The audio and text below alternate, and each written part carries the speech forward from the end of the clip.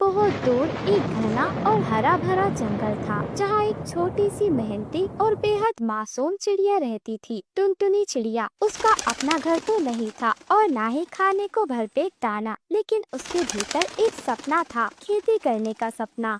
हे ऊपर वाले, मुझे भी एक बार मौका दीजिए। मैं मेहनत कर कर अपनी किस्मत बदल दूंगी। एक दिन टुनटुनी चिड़िया एक बंजर जमीन पर पहुंची। यही जमीन होगी मेरी उम्मीद का खेत। मैं इसमें तरबूज की खेती करूंगी।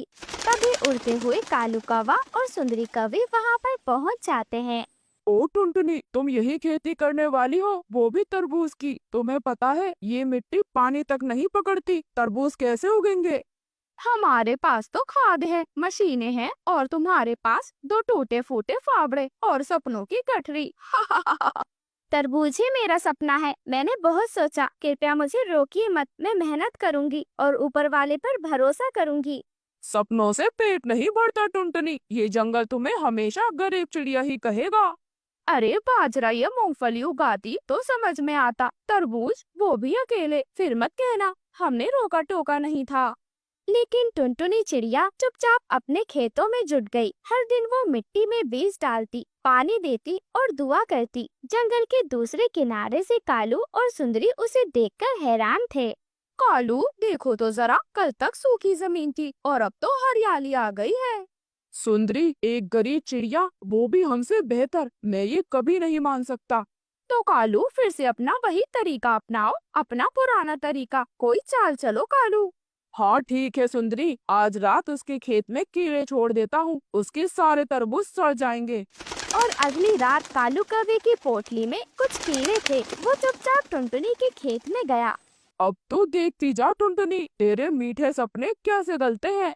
और फिर वो कीड़े बेलों पर चढ़ने लगे, पत्ते कुतरने लगे, चुपचाप टुनटुनी की मेहनत चबा रहे थे। जब सुबह टुनटुनी चिड़िया अपने खेतों पर पहुंचती है, तो उसकी आंखें भर आती हैं। पौधे मुरझाए हुए थे और फल सड़ चुके थे, उसमें कीड़े पड़ चुके थे। हे भगवान, मैंने मेहनत की थी, किसी का बुरा नहीं चाहा, फिर भी ये हाल क्यों हो गया? मेरे तरबूज, मेरा सपना।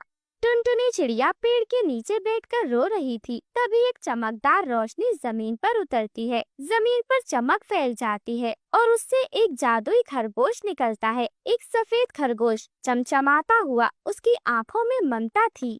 अरे टुनटुनी, मत रो, मैं तुम्हारी मदद करने आया हूँ। तुमने मेहनत की, तुम्हारी दुआ व्यर्थ नहीं जाएगी। आप कौन है? मैं उसी धरती की रोशनी हूँ जिस पर तुमने पसीना बहाया है। जब कोई सच्चे दिल से मेहनत करता है तो प्रकृति उसकी रक्षा करती है।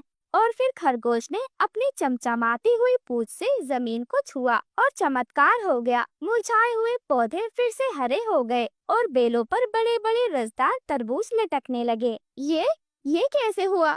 अब तुम्हारे खेतों को कोई नुकसान नहीं पहुँचा सकता। और ये लो, एक इनाम।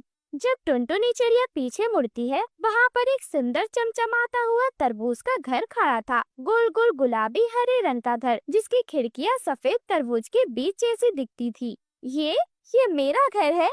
हाँ, ये तुम्हारी मेहनत और सच्चाई का इनाम है। इसमें ना बारिश आएगी, ना सर्दी सताएगी, और तुम अपने अंडों को आराम से रख सकोगी। अब कोई तुम्हें गरीब चिड़िया नहीं कहेगा। अगले दिन पूरा जंगल इकट्ठा होता है। टुनटुनी के खेत और घर को देखकर सबकी आंखें फटी की फटी रह जाती हैं। ये कैसे हो गया? कल तो ये खेत बर्बाद हो गया था, और अब तो देखो। अरे, मैंने तो ऐसा खेत कभी नहीं देखा। देखो तो, तरबूजों से रस टपक रहा है। और वो घर तो देखो, तरबूजों से बना हुआ। खिड़कियाँ देखो, जैसे जादू हो। टुनटुनी कोई मामूली चिड़िया नहीं है, उसकी मेहनत ने उसे जादू दे दिया। शायद ऊपर वाला उसी के साथ है और हमारी जलन ने हमें नीचा दिखा दिया। हम उसकी बर्बादी चाहते थे, लेकिन वो और ऊंचाई पर पहुंच गई।